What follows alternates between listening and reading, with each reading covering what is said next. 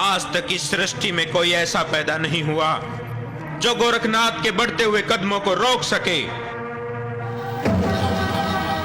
मैं तुम्हें पुनः चेतावनी देती हूँ, रुक जाओ, वरना मैं तुम्हें मौत के घाट उतार दूंगी। अगर तुम में इतना ही साहस है तो अपनी मायावी शक्तियों को समेट कर हमारे सामने आओ।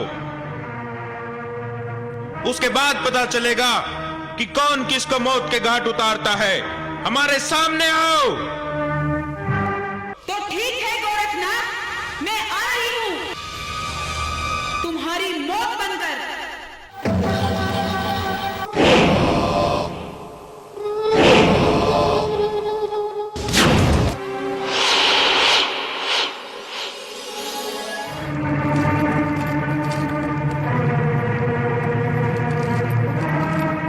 हे माता काली, प्रणाम। तुम क्या समझते हो गोरखनाथ, मैं तुम्हें प्रणाम करने से क्षमा कर दूंगी? माता, प्रश्न क्षमा करने या न करने का नहीं है। आप तो देवी स्वरूपा हैं, साक्षात महादेवी हैं। हे माता काली, आप हमारे लिए बहुत ही आदरणीय व पूजनीय हैं। गोरखनाथ, नाथ शिरोमणि, नाथ पंथ के गुरु, जब मौत सामने दिखाई दी तो उसका गुणगान करने लगे, लेकिन अब बहुत देर हो चुकी है गोरखनाथ। अब मेरा ये क्रोध तुम्हारी प्राण लेकर ही शांत होगा।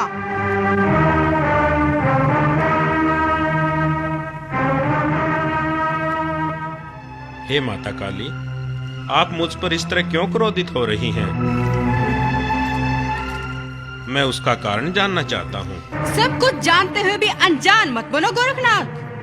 क्या तुम्हें इतना भी ज्ञात नहीं कि ये मेरा क्षेत्र है, और जो कोई मेरे क्षेत्र या मेरे मंदिर में प्रवेश करता है तो पहले उसे मुझे प्रसन्न करने के लिए एक इंसान की बलि देनी पड़ती है। अगर जो कोई ऐसा नहीं करता तो मैं उसके शरीर के छोटे छोटे टुकड़े कर स्वयं ही उसकी बलि ले लेती हूँ।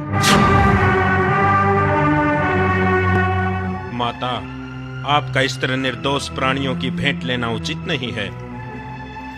और वैसे भी हम साधु संतों पर आपके ये नियम लागू नहीं होते। मुझे ज्यादा शिक्षाएं देने की आवश्यकता नहीं है गोरखनाथ। किस पर क्या नियम लागू होते हैं ये सोचना हमारा काम है, क्योंकि तुम इस समय मेरे अधिकार क्षेत्र में खड़े हो। मैं तुम्हें एक अंतिम अवसर प्रदान करती हूँ गोरखनाथ। अगर तुम अपने प्राणों की रक्षा चाहते हो तो तुरंत एक शिष्य की भेंट मुझे दो, ताकि मेरा क्रोध शांत हो सके।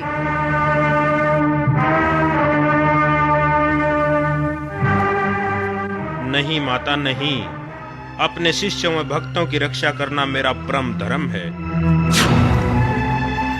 मैं स्वयं के प्राणों की रक्षा के लिए अपने किसी शिष्य की बलि नहीं दूंगा। आपके जो मन में आए वो कीजिए माता। गोरखनाथ, लगता है तुम्हारा अपने प्राणों से मोह भंग हो गया है, तभी तो निर्भय होकर मुझे चुनौती दे रहे हो। तुम्हें शायद मेरी शक्तियों के बारे में ज्ञात नहीं है।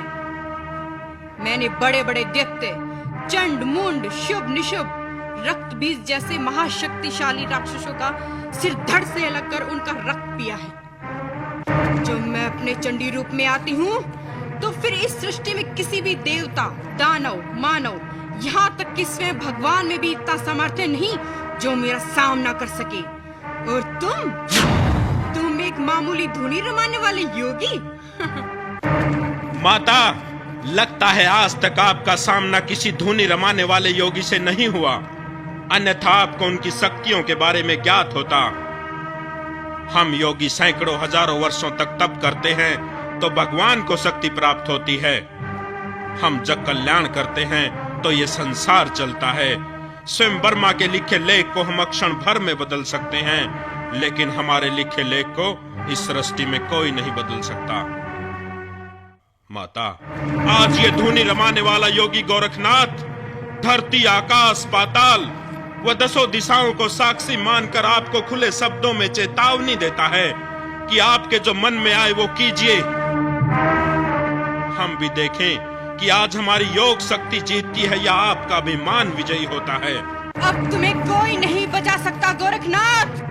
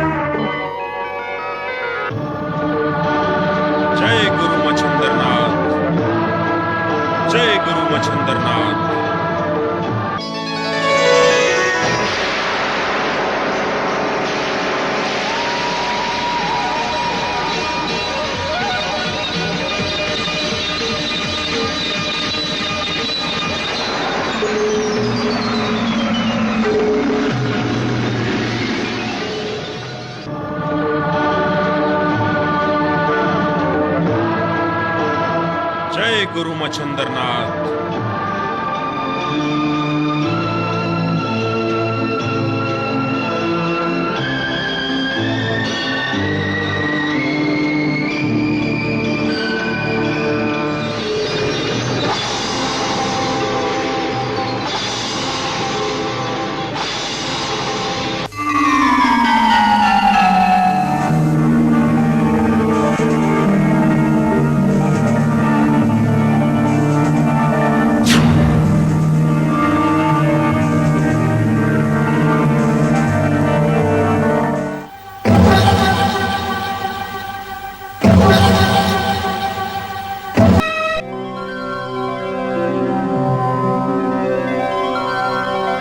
जय गुरु मच्छिंद्रनाथ।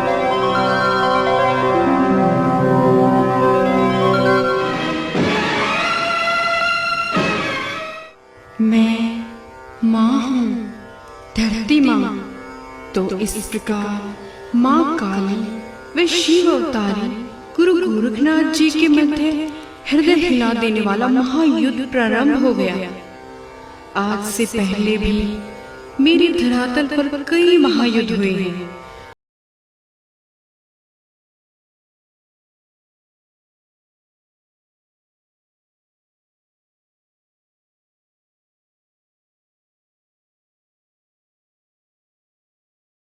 अस्तित्व को लेकर, क्योंकि इस महासंग्राम में इन महाशक्तियों द्वारा छोड़ी गई कोई भी शक्ति अगर अपने मार्ग से भटक गई तो फिर इस धरा पर किसी भी जीव जंतु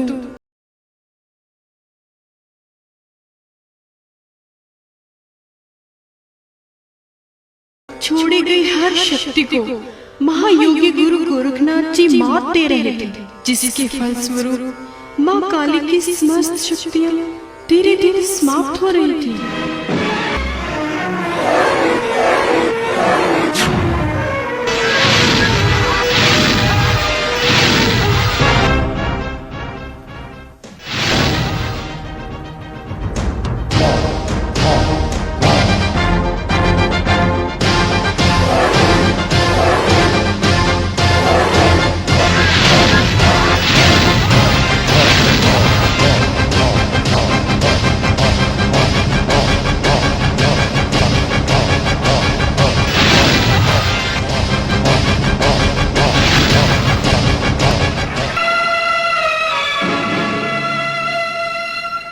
लेकिन चंडी देवी माँ काली इस तरह हार मानने वाली नहीं थी।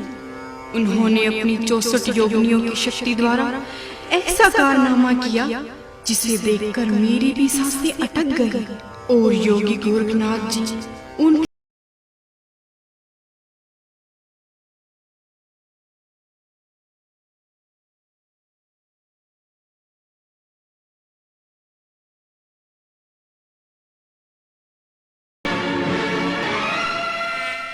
एक समय तो योगी गोरखनाथ की विचलित अवस्था को देखकर ऐसा लगता था मानो उसके पास इससे बचने का कोई उपाय नहीं है और चंडी रूपी नरभक्षी मक्खी उनके पूरे शरीर के मांस को खाकर उन्हें समाप्त कर देगी।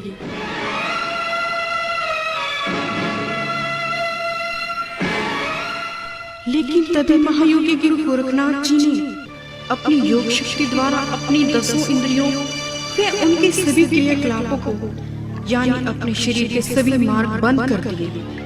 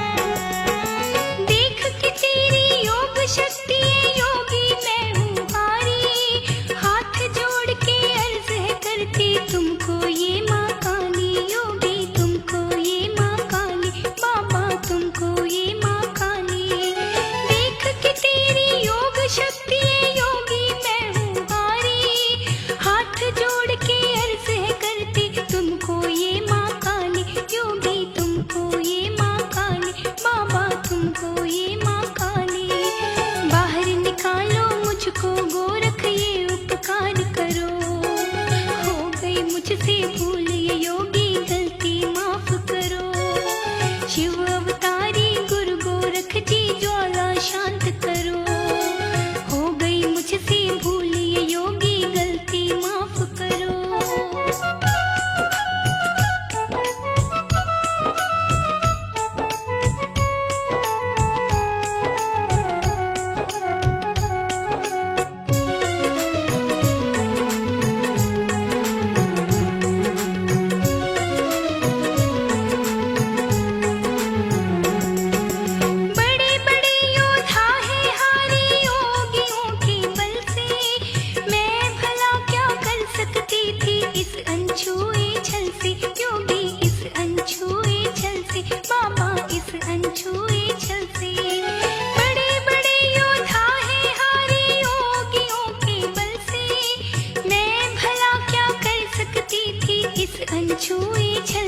योगी इस अनछुए छल से, बाबा इस अनछुए छल से, रोम रोम में भड़की पीड़ा ना लाचार करो।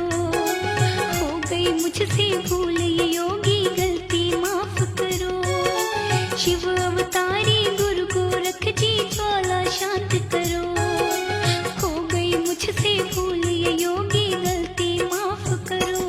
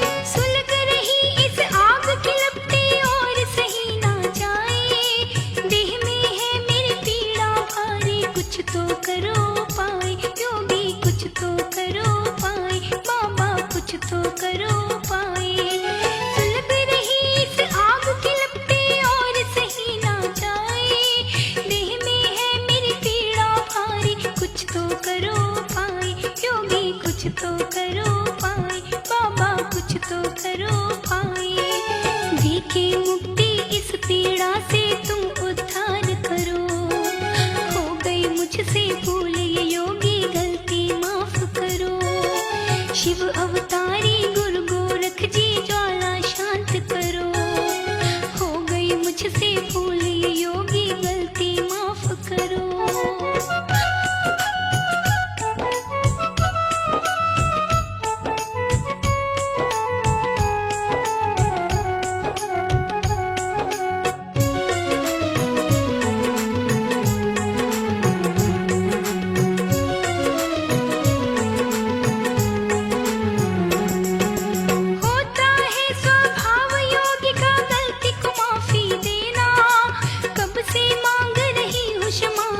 अर्ज मेरी सुन लेना योगी, अर्ज मेरी सुन लेना बाबा, अर्ज मेरी सुन लेना। होता है स्वभाव योगी का गलती को माफी देना, कब से मांग रही हूँ क्षमा।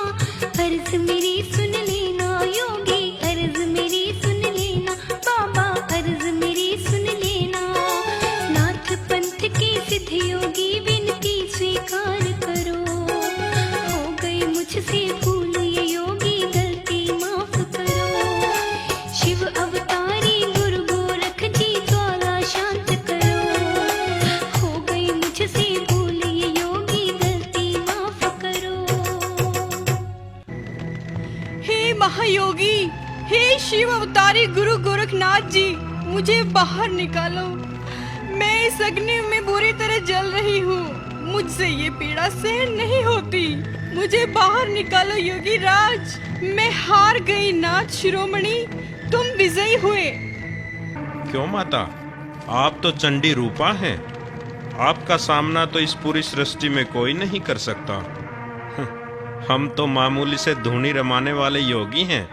आप लीजिए ना हमारी भेंट। हे नाथ शिरोमणि, मुझे क्षमा करें।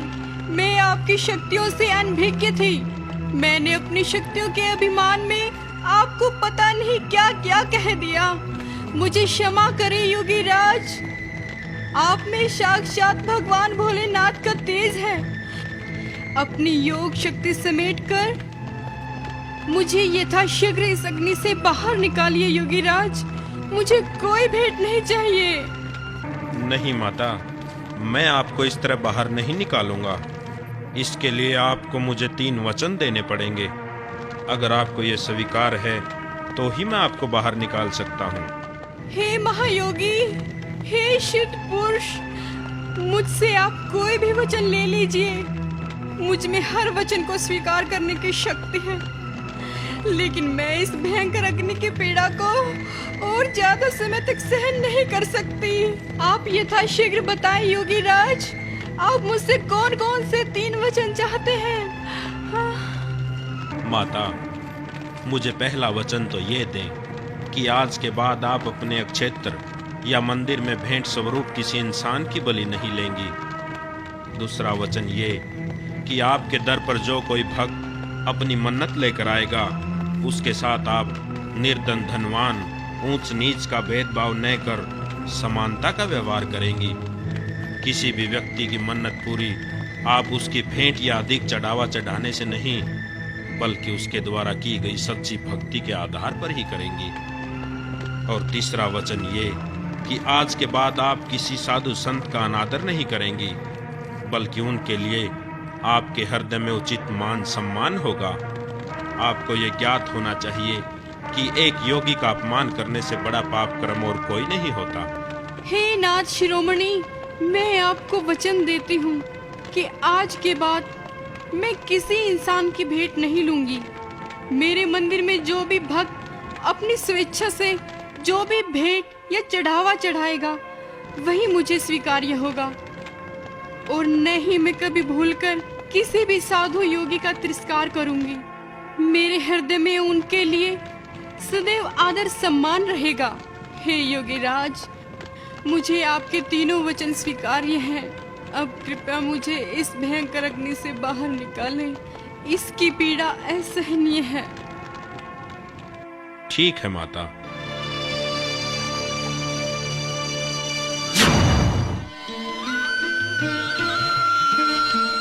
हे शिव अवतारी गुरु गोरखनाथ जी, आज आपने जो मेरा अभिमान चूर चूर कर मुझे जो नई राह दिखाई है, उससे सचमुच मेरा जीवन धन्य हुआ। आज मुझे एहसास हुआ कि कोई इंसान या देवी देवता अपने आप को सबसे बड़ा या शक्तिशाली ना समझे, क्योंकि इस सृष्टि में उससे भी बड़ा कोई न कोई अवश्य होता है।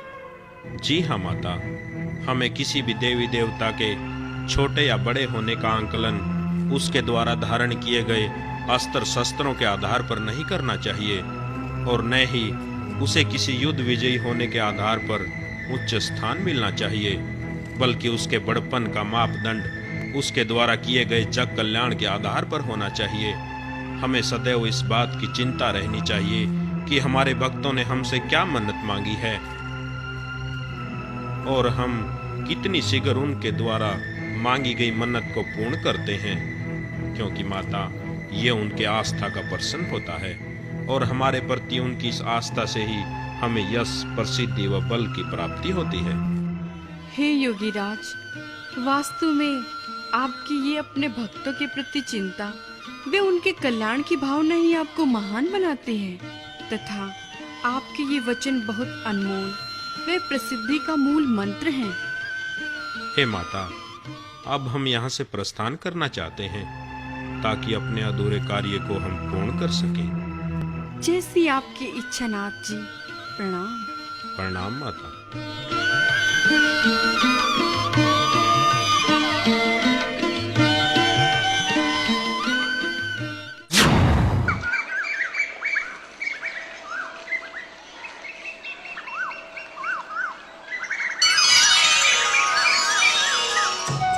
हे गुरुदेव, प्रणाम। सचमुच आप धन्य हैं। आज हमें पूर्ण विश्वास हो गया कि जिस गुरु गोरखनाथ के हम शिष्य हैं, उनकी तुलना में इस पूरी सृष्टि में कोई नहीं हो सकता। हे गुरुदेव, अब हमारा आगे का मार्गदर्शन करें। अब हमें क्या करना है? हमें आपके अगले आदेश का इंतजार है गुरुदेव। शिष्य चौरंगीनाथ, इस समय हमारा प्रथम कार्य गुरुदेव की शरीर की हड्डियों को ढूंढना है। क्योंकि हड्डियों के टुकड़ों को जोड़कर ही हम गुरुदेव के मृत शरीर को पुनः प्राप्त कर सकते हैं, अन्यथा गुरुदेव को सदा राजा के शरीर में ही रहना पड़ेगा। अतः इस पूरे जंगल के कोने कोने को छान मारो, हम गुरुदेव के शरीर की हड्डियों को ढूंढ कर ही रहेंगे।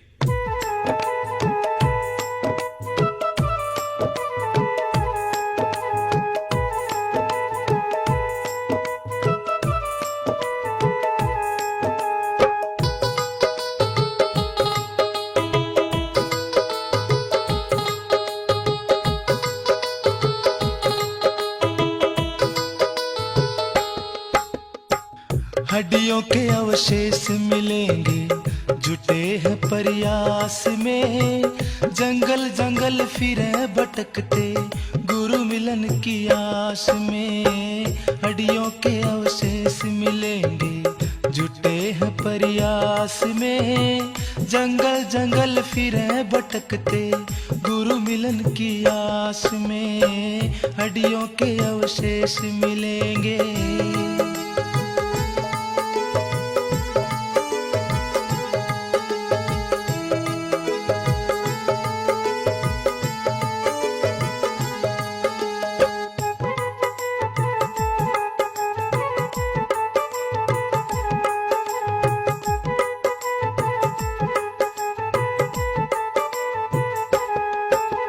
चारों ओर घूम रहे हैं महायोगी गोरखनाथ, महायोगी गोरखनाथ। ढूंढते ढूंढते हारे हैं, कुछ भी लगा नहीं हाथ, कुछ भी लगा नहीं हाथ। हे किस्मत री, ढूंढते ढूंढते वो हारे हैं, कुछ भी लगा नहीं हाथ। गुरु का ही नाम है जीवन, गोरख इस संसार में। हड्डियों के अवशेष मिलेंगे, जुटे हैं प्रयास में, जंगल जंगल फिरे भटकते गुरु मिलन की आस में। हड्डियों के अवशेष मिलेंगे।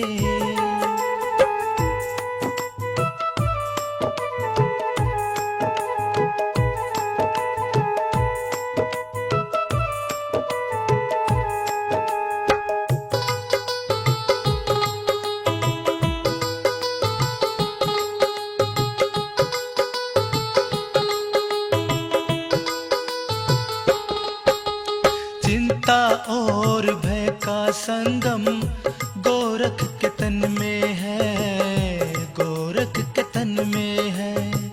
ख्यालों की ज्वालामुखी अब गोरख के मन में है, गोरख के मन में है। ओ बंधु रे, ख्यालों की ज्वालामुखी अब गोरख के मन में है। गुरु ही विराजमान है गोरख की हर सांस में। हड्डियों के अवशेष मिलेंगे, जुटे हैं प्रयास में, जंगल जंगल फिरे भटकते गुरु मिलन की आस में। हड्डियों के अवशेष मिलेंगे।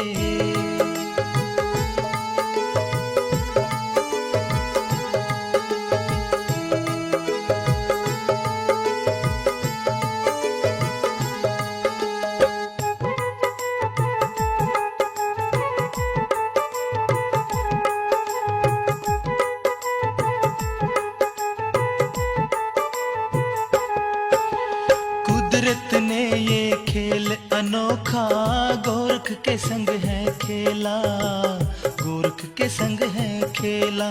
चेहरे पे चिंता की झुर्रियां, गमों का लगा मेला, गमों का लगा मेला। ओ योगी रे, चेहरे पे चिंता की झुर्रियां, गमों का लगा मेला। सुख नहीं दुख ही बचे हैं गोरख तेरे जीवन में। हड्डियों के अवशेष मिलेंगे, जुटे हैं प्रयास में जंगल जंगल फिरे भटकते गुरु मिलन की आस में हड्डियों के अवशेष मिलेंगे।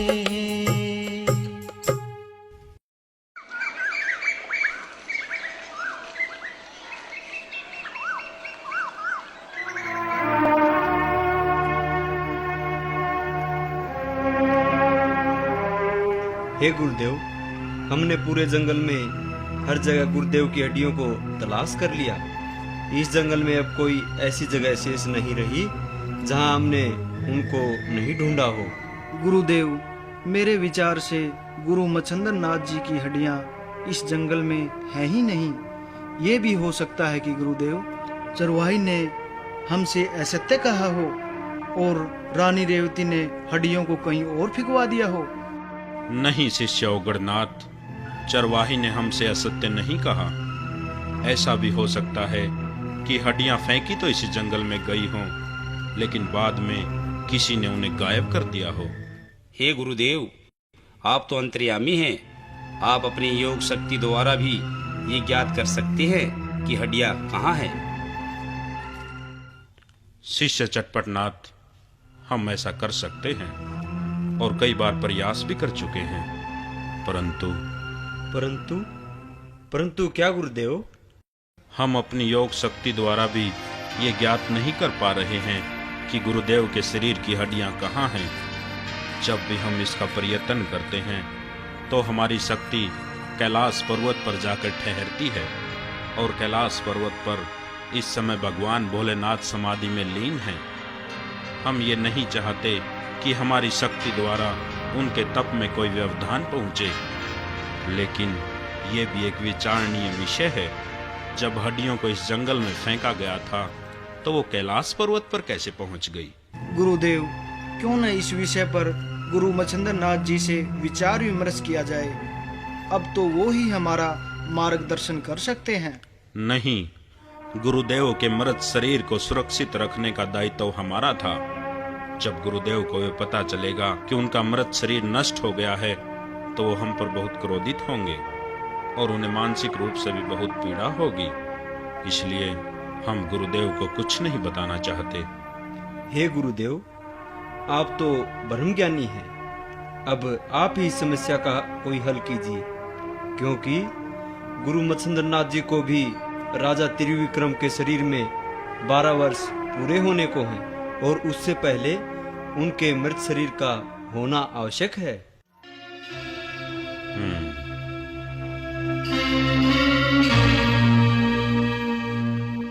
सूर्यदेव, इस विषय में सूर्यदेव हमारी सहायता अवश्य कर सकते हैं। सूर्यदेव? वो कैसे गुरुदेव? शिष्य चटपटनाथ, इस पृथ्वी लोक पर कोई भी घटना, चाहे वो कितने ही गुप्त रूप से घटित हुई हो, लेकिन उसके एकमात्र प्रत्यक्षदर्शी सूर्यदेव हर स्थान पर विद्यमान रहते हैं। वो एक मूक दर्शक की भांति इस संसार में होने वाली हर घटना को देखते हैं, और ये घटना भी उनसे छिपी नहीं होगी। हे सूर्यदेव, हमारे सामने इसी समय उपस्थित होने का कष्ट करें। हमारे सामने इसी समय उपस्थित हो सूर्यदेव।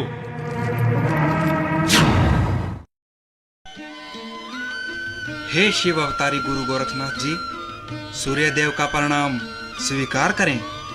तुम्हारा कल्याण हो सूर्यदेव। तुम युगों युगों तक अपनी तेज किरणों से इसी तरह पृथ्वी को प्रकाशमान करते रहो। हे नाथ शिरोमणि, मेरी उपस्थिति में कुछ विलंब हुआ, इसके लिए मैं क्षमा चाहता हूँ।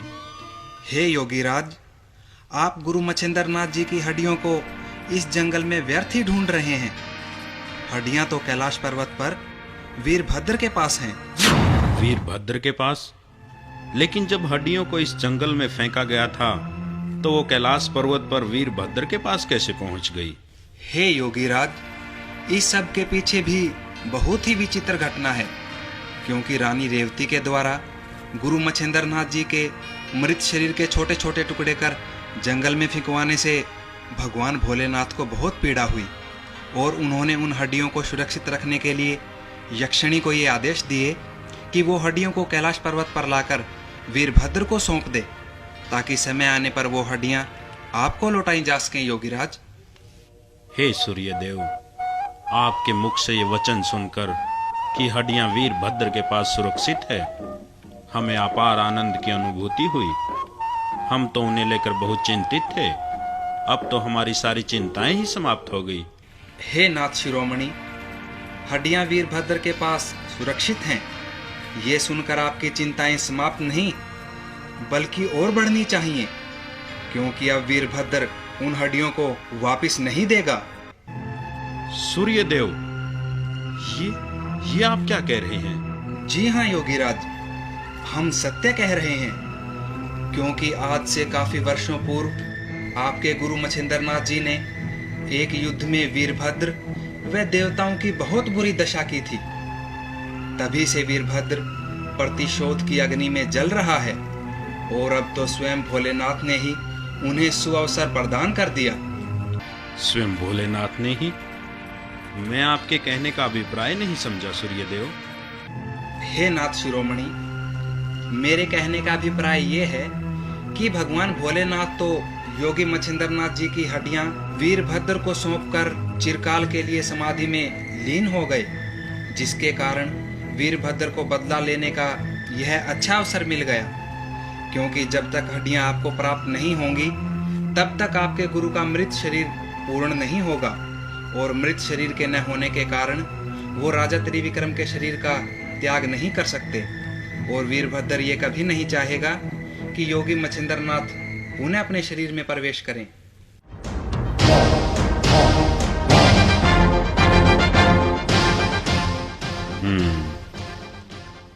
वीरभद्र की ये चाहत हम कभी पूर्ण नहीं होने देंगे।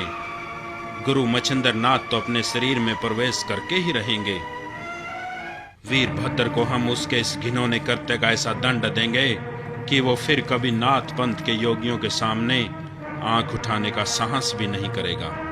मैं क्षमा चाहता हूँ योगीराज, कृपया आप वीरभद्र को इतने हल्के में न लें, क्योंकि जिस समय वो योगी मच्छिंद्रनाथ जी से पराजित हुए थे तो वे इतने शक्तिशाली नहीं थे। अब तो उन्होंने अपने कठोर तप द्वारा इतनी अधिक शक्तियां प्राप्त कर ली हैं कि उसके सामने हम देवताओं का भी क्षण भर ठहर पाना असंभव है गुरुदेव। और यही नहीं योगीराज, बड़े बड़े दैत्य, दानव व सूरमाओं को भी वो पल भर में चींटी की भांति मसल देता है। विशेष रूप से भगवान भोलेनाथ ने ही उन्हें इतनी दुर्लभ शक्तियां प्रदान की हैं कि जिसकी काट किसी के पास नहीं है। सूर्यदेव, लगता है आप वीरभद्र की शक्तियों का बखान करके हमारे सामने डर उत्पन्न करना चाहते हो। नहीं नहीं नाथ शिरोमणि, मुझे गलत ना समझें, मेरे लिए तो आप पूजनीय हैं। मैंने आपको सच्चाई से अवगत कराना अपना कर्तव्य समझा। अब मुझे आज्ञा दे योगीराज। प्रणाम योगीराज।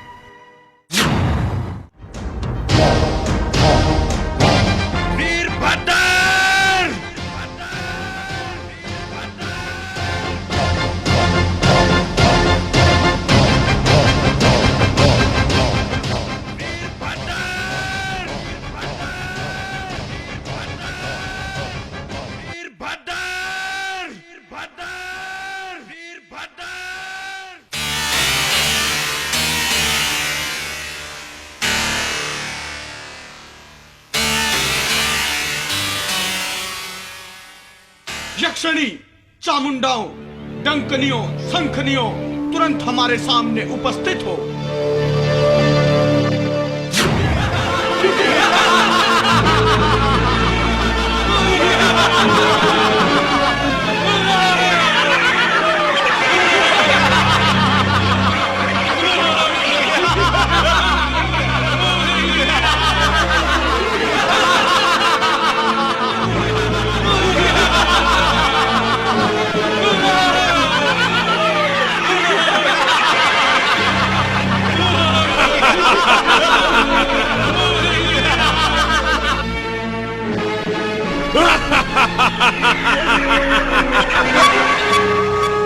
आदेश करें महाराज, हमें क्या करना है?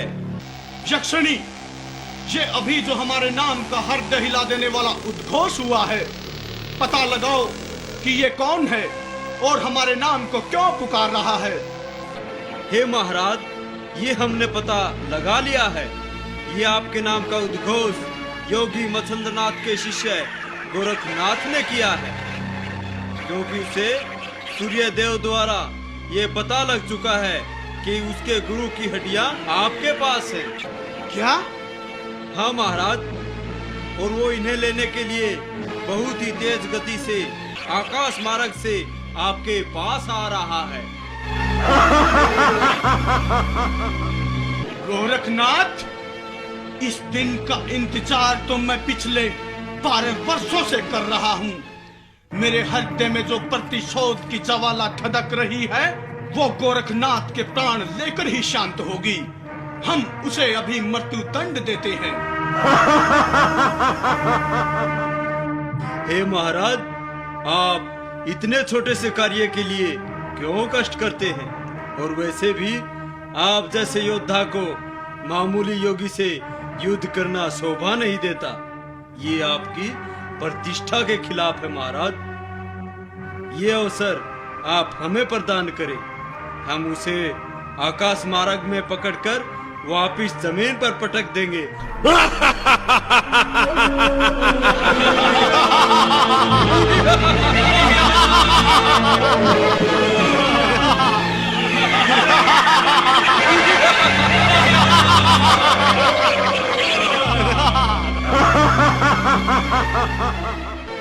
तो ठीक है यक्षिणी, तुम इसी वक्त इन चामुंडाओं, डंकनियों, शंखनियों को लेकर जाओ और उस दुष्ट योगी को वो बुरी मृत्यु दो कि जिससे देखने वाले की भी रूह कांप उठे और संपूर्ण नाथ पंथ वीरभद्र का नाम सुनते ही थर थर कांपने लग जाए।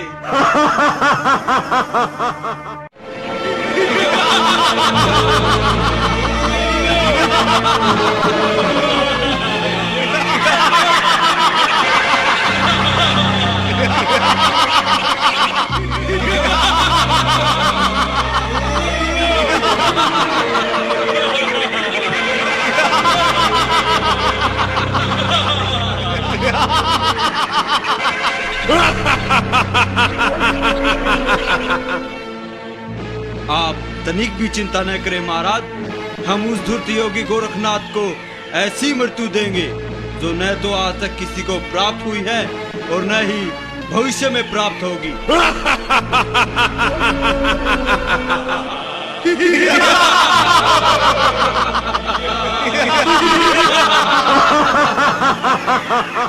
अब हमें आज्ञा दे महाराज। जाओ, आज्ञा है। गोरखनाथ,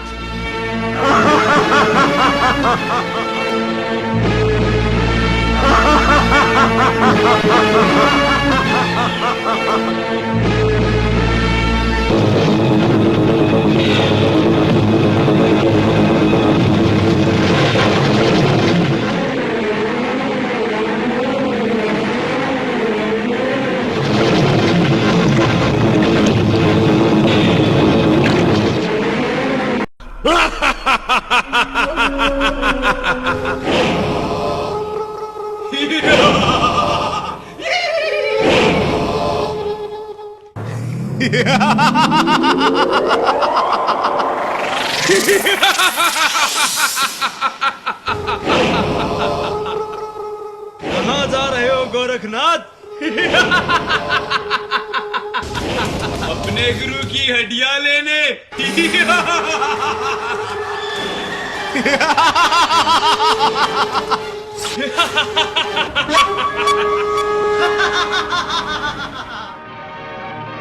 कौन हो तुम और हमसे क्या चाहते हो?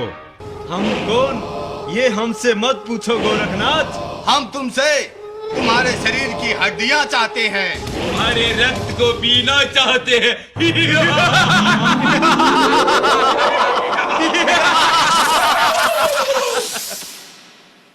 लेकिन इसके लिए तो तुम्हें हमारे सामने आना पड़ेगा, और मेरे विचार से तुम्हारे अंदर इतना साहस नहीं कि हमारे सामने आ सको। तुम हमारे साहस को छोड़ो गोरखनाथ, अपनी चिंता करो। कहीं हम तुम्हारे सामने आ गए तो डर के मारे तुम्हारा कलेजा न फट जाए। तुम भागने खड़े हो।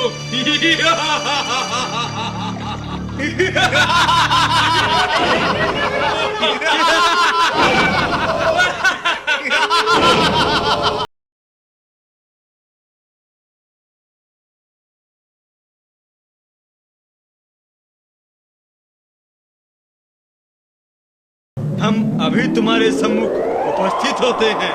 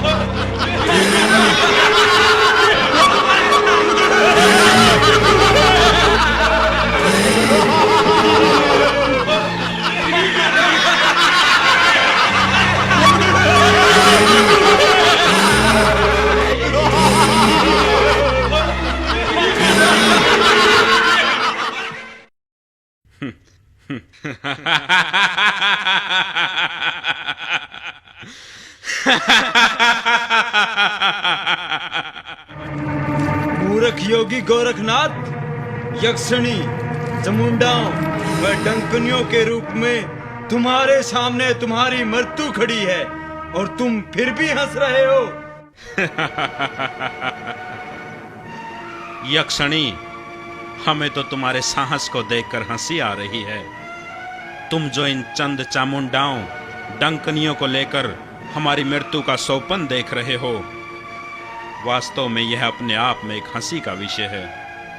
अब चूंकि तुम शिव गणों में शामिल हो, इसलिए हम तुम्हारा सम्मान करते हैं और तुम्हें एक अवसर प्रदान करते हैं।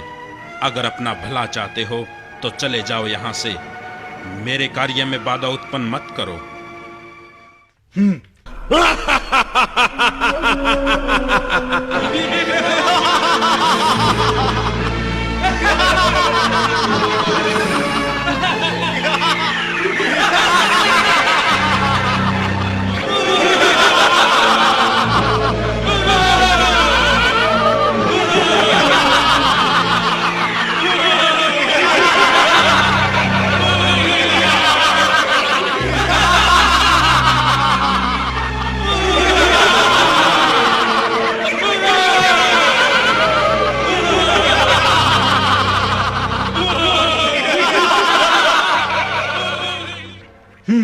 गोरखनाथ, तुम हमारा सम्मान शिवगण होने के कारण नहीं, बल्कि हमसे डर कर रहे हो।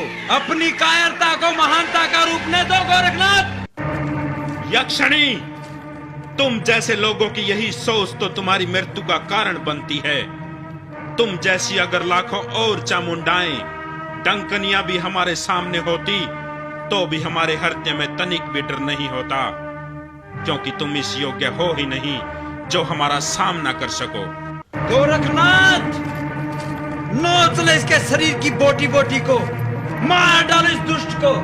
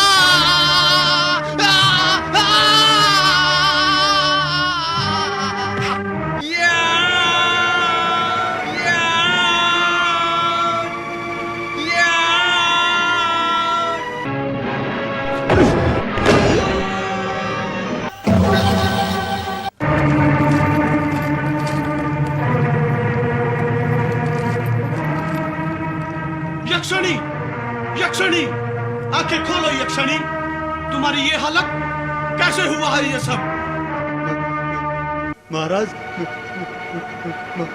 महाराज, हाँ हाँ हाँ, बोलो यक्षिणी।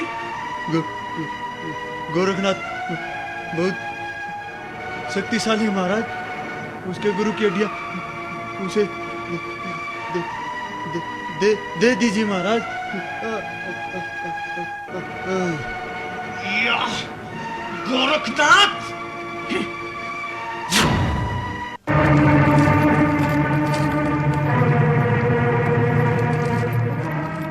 गोरखनाथ, इस यक्षिणी को मारकर तुम वीरभद्र के हृदय में अपना डर पैदा करना चाहते हो या? वीरभद्र, न तो मैं यहाँ शक्ति प्रदर्शन करने आया हूँ और न ही तुम्हें भयभीत करने। मैं यहाँ मेरे गुरु मच्छिंद्र नाथ जी के शरीर की हड्डियां लेने आया हूँ। वो हड्डियां मुझे सौंप दो वीरभद्र। हड्डियां सौंप दूं? मच्छिंद्र नाथ की? तुम्हें शायद ज्ञात नहीं गोरखनाथ, इस दिन का इंतजार तो मैं पिछले 12 वर्षों से कर रहा हूं, क्योंकि तुम्हारे गुरु मच्छिंद्र नाथ ने हमारी व देवताओं की युद्ध में वो बुरी दशा की थी जिसको मैं आज तक नहीं भुला पाया हूं। और मैंने उसी दिन प्रण कर लिया था कि एक न एक दिन मैं इसका प्रतिशोध मच्छिंद्र नाथ से अवश्य लूंगा, और आज वो शुभ दिन आ ही गया। देखो वीरभद्र, तुम जैसे महान योद्धा व शिवगण को इस तरह की बातें शोभा नहीं देती। भगवान शिव ने ये हड्डियां तुम्हें इसलिए सौंपी थी ताकि तुम इनको 12 वर्षों तक सुरक्षित रख सको, और समय आने पर तुम इन्हें हमें वापस कर दो। और अब तुम ऐसा न करके भगवान शिव के आदेश की अवहेलना कर रहे हो, और ये कार्य नीति शास्त्र के खिलाफ है। ये उपदेश जाकर अपने शिष्यों को देना गोरखनाथ। हमारा नीति शास्त्र तो यही कहता है कि अपने दुश्मन से बदला जिस भी समय, जिस भी प्रकार और जब भी अवसर मिले ले लेना चाहिए। और रही बात भोलेनाथ के आदेश की, सो वो तो चिरकाल के लिए समाधि में लीन हो गए हैं, और हमारे लिए इससे अच्छा अवसर क्या होगा? वीरभद्र, ये जो तुम गुरुदेव की हड्डियों को अपना अवसर मान रहे हो, तो ये तुम्हारा अवसर नहीं बल्कि तुम्हारी कायरता है। अगर तुम इतने ही वीर होते तो उस समय गुरुदेव से युद्ध में पराजित नहीं होते। और अब तुम में कौन सी शक्ति का समायोजन है जो हमारा सामना करने के लिए भी तैयार हो? जिस समय हमारा युद्ध तुम्हारे गुरुदेव से हुआ था गोरखनाथ, उस समय हमारी शक्तियां बहुत तुच्छ थी, लेकिन अब हमने अपने कठोर तप के द्वारा भगवान भोलेनाथ से वो शक्तियां प्राप्त कर ली है, जिसके कारण अब मैं तुम्हारे गुरु के समान सैकड़ों योगियों को अक्षर मात्र में हरा सकता हूँ।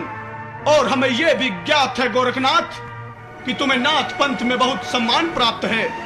तुम्हारे जैसा शक्तिशाली योगी पूरे नाथ पंथ में नहीं है। अगर तुम मेरे हाथों मारे गए तो तुम्हारा संपूर्ण नाथ पंथ मेरे कदमों में झुक जाएगा, और तुम्हारे अलावा इन हड्डियों को यहाँ से ले जाने का सामर्थ्य भी कोई नहीं करेगा, जिससे तुम्हारे गुरु का भी अंत हो जाएगा। अतः गोरखनाथ, तुम्हारा मेरे हाथों मरना बहुत जरूरी है। खुली आंखों से सौंपन लेने बंद करो वीरभद्र, और तुम क्या मुझे मृत्यु दोगे? तुम्हें शायद ज्ञात नहीं कि जब सचमुच हमारी मृत्यु का समय आता है तो स्वयं यमराज भी यमदूतों के साथ कई दिन बैठकर हमारे हाँ या ना का इंतजार करता है। अगर हम उनको एक बार मना कर देते हैं तो फिर उनमें इतना साहस नहीं होता कि वो फिर कई युगों तक पुनः हमारे सामने आए, क्योंकि हम अजर अमर हैं।